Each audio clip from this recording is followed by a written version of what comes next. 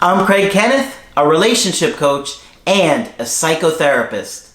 Every relationship is different and every breakup is different. Work with me and you'll get professional help on your situation.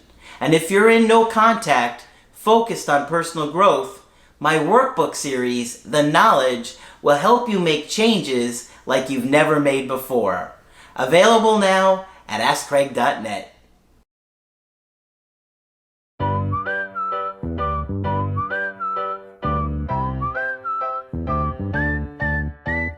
Hi there, I'm Coach Craig Kenneth.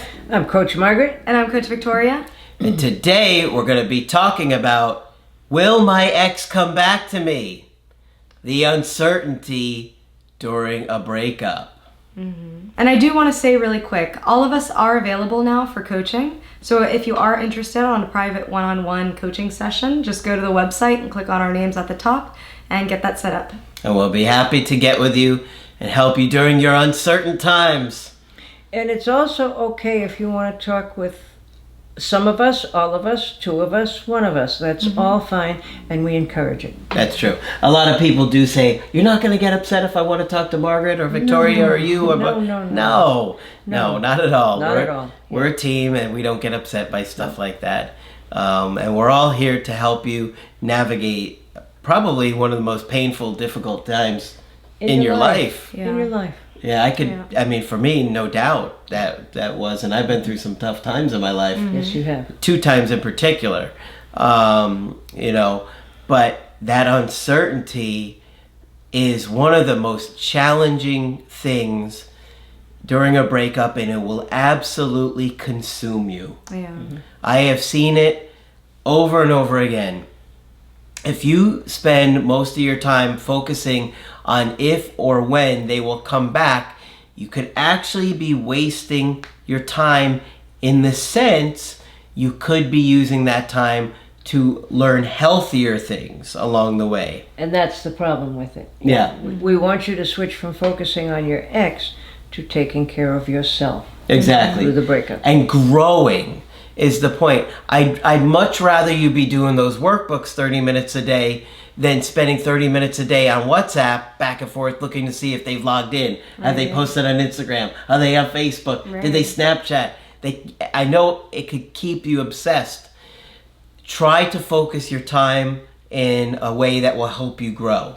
And the thing that we most don't want you to do is overthink, second guess, and decide it must have been all your fault, and if you had said this or if you hadn't said that. That's a wasted trip. Yep. The energy needs to go into your healing. So obviously one of the things that is just overwhelming you, and it overwhelms everybody, is, will you ever hear from your ex again? Right. You don't know if you're going to hear from them again. It feels like you're never going to hear from them again. Most people, I think, feel like, I'm going to be the person that doesn't hear from my ex. Yes. Yeah, because he was so cold, or she was so cold when they broke up with me. Mm-hmm. And so you're trying to desperately find out if there's a chance you're going to hear from that person. Will they reconsider repairing things with me? And a lot of times you keep that as your motivation. But ideally, I mean, we're okay with you starting there. That's fine.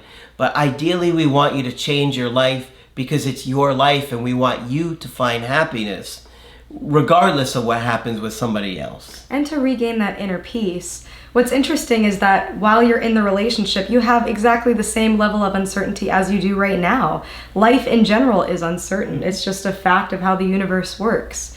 And so hopefully in this video we can talk about some of those things that you might be uncertain about, offer you some reassurance, and also some ways to manage that anxiety about the uncertainty. Now, personally, I reserve the right to be annoyed about how uncertain life is and how unpredictable. It's very hard. Me too. The human condition is not easy. Mm-mm. So one of the biggest things that you might be uncertain about is how they are feeling, what they are thinking about the breakup, what they are thinking about you, and if they're reconsidering things. And one of the hardest parts with that is that your ex's feelings are changing and can change and probably do change throughout the day.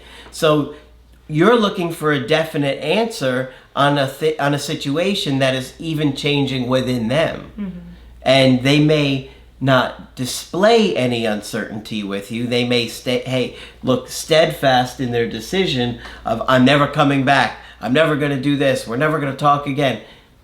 And that's how they're feeling at that time, but it doesn't mean that they're going to stay in that same state. Right. And you don't have to think through every possible scenario to be okay with whatever possible scenario comes at you.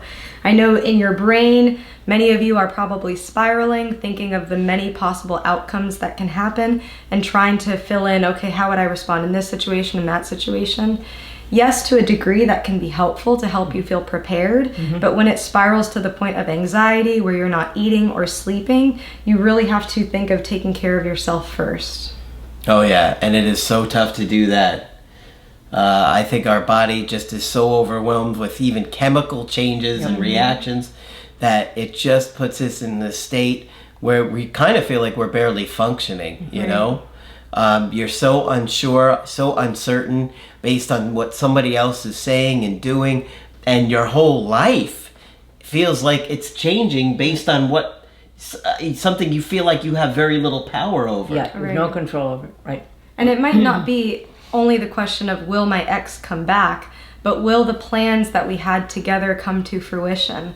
I'm sure that many of you had at least imagined what the future would look like with your ex, what that relationship would look like in 3, 5, 10 years, or maybe even longer. And so now that your ex is no longer in the picture, it leaves a big question mark where you had imagined some major life events to be. So that can keep you feeling lost, feeling like you have no direction in life. Yeah. So I completely understand what that does to the brain and what that does to your perception of the future. Yeah. And so many times you'll just keep coming back to, am I going to hear from them again? Will I hear from my ex again? It's the thing that we just can't turn off, Margaret. Right. It's like this alarm system. It is an alarm system. And to protect you. And we're wired that way. If there's something traumatic somehow that looks like it's happening, it's an alarm system. You're absolutely right. And your alarm system keeps saying there's something terribly wrong. You need to fix this. You need to get the person back. There are hormones that actually tell us that. They give us extra energy to get the person back. Yep. So here you are doing your best to separate, and the hormones are saying, get them back, okay? And here we are telling you to do the opposite of what you want to do. Right. Right? I understand. You guys are sitting there thinking, well, this plan is going to work. I know this strategy is going to work. The good reminder text, the handwritten letter, the clean slate message, they rarely work. Sure, they're going to work sometimes, but like I say, a broken clock is right twice a day. So what we're telling you to do is probably the scariest thing to do and one of the hardest things to do, but we tell you to do it because it's what we see working. Right. And also the brain likes cycles and the brain likes routines. So most likely you had a sort of routine with communication with your ex, and your brain wants to restore back to this homeostasis where you feel comfortable, where you feel supported, and having this ongoing communication that's now severed. Yeah. And so when you're feeling that pain of that severed loss, that anxiety, it could be really helpful to bring yourself to the present moment. Yes. Bring yourself to the present. Absolutely. Maybe you could talk about that. Okay. Usually under any stress, I think the biggest uncertainty every human being feels is when we're going to be fed as infants. If that didn't happen regularly, anxiety is going to be with you for the rest of your life. And so when we remember all the uncertainties we ever had in our life, it can pull us back even to feelings that belong in childhood. And so bringing yourself back to the present is the first thing you should do. Great point, Craig. Yeah, and so it's not easy to do, but if you keep thinking about the future, it's just going to keep you in an anxious state, you know? Yeah, you really have to look at things day by day, minute by minute, whatever works for you. And something that can help you regain some small sense of control is just to break up time a little bit. What am I going to do for the next hour? What am I going to do for the next day? We know that during a breakup, your perception of time is completely off. All messed up, yeah. And so being able to plan out even just a little bit ahead to know, okay, for this next hour, I'm doing laundry. For this next hour, I am focusing on cleaning, and that is what I will get done today. Those little things can help remind you that there are still things happening now in the present moment that matter. Right. And you're not helpless. It's very good to remind yourself that you're a grown-up and you're going to get through this. Right. And a lot of it too also has to do with feelings of safety. So asking yourself the question, what can I do right now to increase my feeling of safety, security, to feel supported? There is this distortion or this false idea that your ex in some way is going to be your savior and is going to be the one thing that can make you feel better. That's not true. There are many things out there that can help you get through this difficult time. Right, good. Besides this guy with magical powers or this woman with magical powers. Right, Yes. right. Yeah. But, as human beings, we feel scared when we're alone. Absolutely. And so, just like when a child toddles off too far from their parents and they start to get separation anxiety and it says go back, go back, go back, that's what you're experiencing in so many ways when you don't hear from your ex. Go back, go back, go back. And how do you do it? A handwritten letter. That's a way of doing it. The good reminder text. Any excuse to reach out. I see people that advertise on my channel that basically are trying to give you a sneaky way of doing an indirect, direct approach. Yeah. And they don't understand that they think that's more powerful than separation anxiety. It is not. It isn't. No, nothing is as powerful as separation anxiety.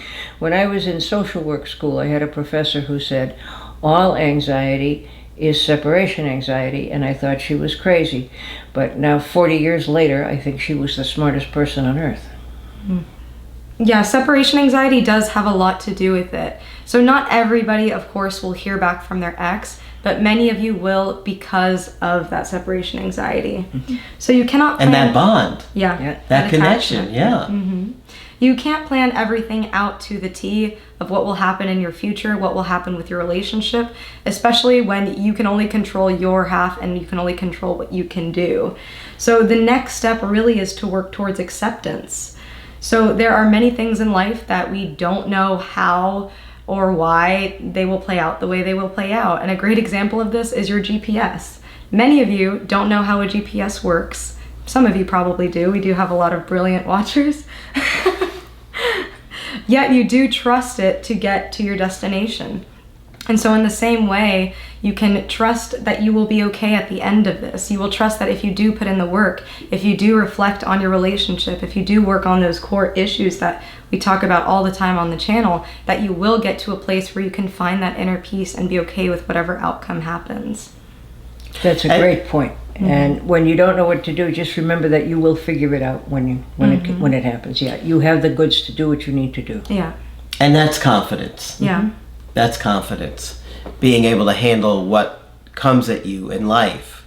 And the more that you work through your attachment issues and your mental health issues, the more you're going to be able to feel confident in handling things that come your way, navigating your connections, giving your partner space when they need it, giving them comfort, sometimes even if it feels uncomfortable for you because you don't want that level of closeness. Just getting into a more understanding place and empathetic and, have some wisdom to it. Yeah, right? Definitely. That will really help you handle whatever comes your way. And that's very attractive. That's one of the most attractive things that you can do is show that you can handle life and in a way that's positive. Right? Because that makes people feel safe with you. And when that anxiety creeps up, you can use that. You can turn those into mantras, or if you will, positive self-talk, reassurance, to tell yourself, I don't know what's going to happen next, but I know that I'm working on those skills to be able to handle it no matter what it is. Good. Yeah, great. And I think we even had a bunch of mantras and stuff like that in the creative healing course where we did a bunch of audio affirmations. I'm going to be fine. I'm going to be okay. Yeah. Everything's okay. And I think we had an art therapy activity. It was like, you got this or something like that, right? Yeah. And so we really want you to get to that place where you feel like you can handle those things. Because even though it feels like it's never going to turn around, you're never going to hear from your ex, they're never going to want you again. And it does seem like that at the time. It doesn't mean it's always going to be that way. So you really always want to prepare for when that moment comes and they do reach out, not coming on too strong and do all the things that may turn them off. Mm-hmm. Right. And on the flip side too, I don't know how many of you are ready to hear this, but with uncertainty, there is a lot of freedom. There are a lot of good things that can happen because of that question mark. You can improve your emotional state. You can improve your relationship skills. That can land you in either a healthier relationship with your ex or even a more fulfilling relationship with somebody else. So we always do want to keep you open-minded to all of the possibilities. Absolutely. Learning to sit with uncertainty can be one of the most fulfilling things that you can learn to do, because it really shows that no matter what happens in life, you have the confidence to handle that. And no matter who you date, whether it's your ex or somebody else, they're going to be attracted to that. Absolutely. Yeah. Okay? So displaying that you don't need to keep reaching out to your ex, that you don't need to keep looking for excuses to reach out, because they know their excuses and they know it. Right. Showing them that you can handle this is attractive, and they will notice that. They will pick up on that. It's reminded me of the time somebody wrote me the email a while ago where the woman had said this guy had handled it great at first, the rejection, and then the next day had like sent her flowers and this and that. And that particular example just pops in my mind of he handled it well at first, and then he regressed, he panicked, and then she said, nope, I made the right call. Yeah. Wow. So learning to show confidence and sit with this uncertainty of, yeah, I may not hear from my ex again, but you know what? I'm going to do what I have to do, and I'm going to work on myself, I'm going to grow, and I'm going to leave them alone. That is extremely attractive.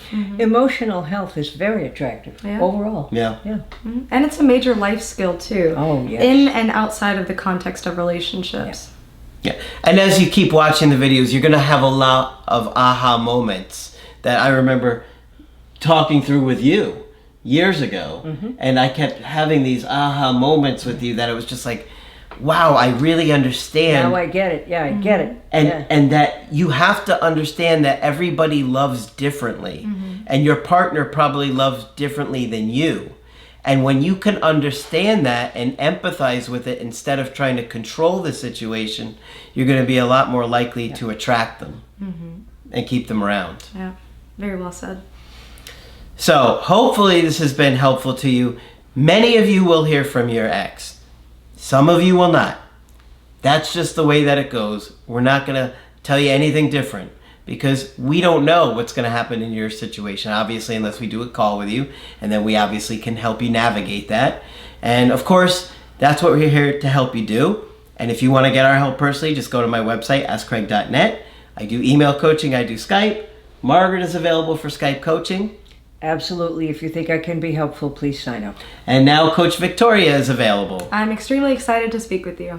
Just click on Margaret or Victoria or myself at the top of the website. But that's it for this video. I'm Coach Craig Kenneth. I'm Coach Margaret. And I'm Coach Victoria. And we will talk with you soon.